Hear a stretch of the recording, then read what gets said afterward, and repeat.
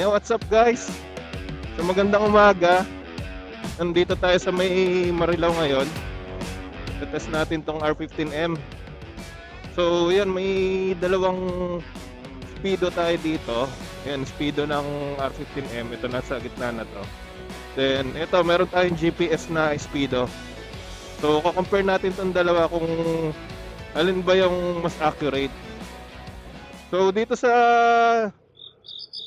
high speed ng konti. Pwede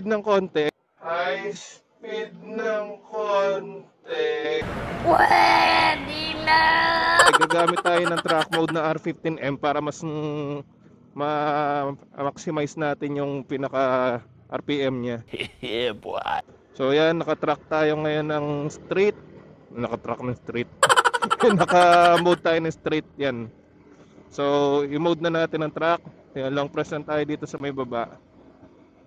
Ayan, so naka-track mode na siya. Ayan, nag-iba na yung gauge niya. So ayan, check natin ngayon.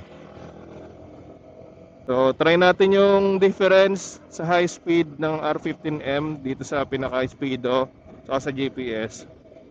So let's go.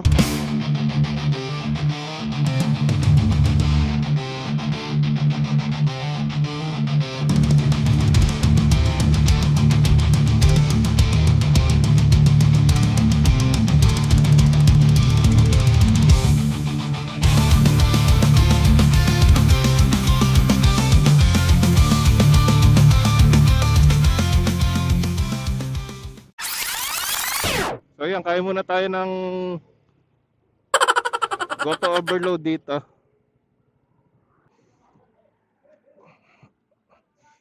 Yan, dito tayo sa Kuya Pares, sa may Plaridel Bypass Road. Yan, maganda kumain dito. So yan, kain muna tayo ng lugaw. Gugutom ako. Tuloy natin yung test mamaya ng gauge.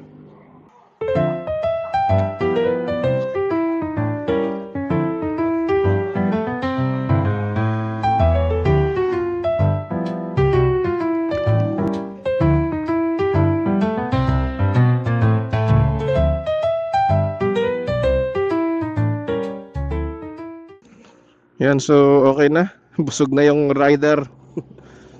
Yan, kumain lang tayo ng pares dito sa Kuya Pares. Kaya kargado na yung driver.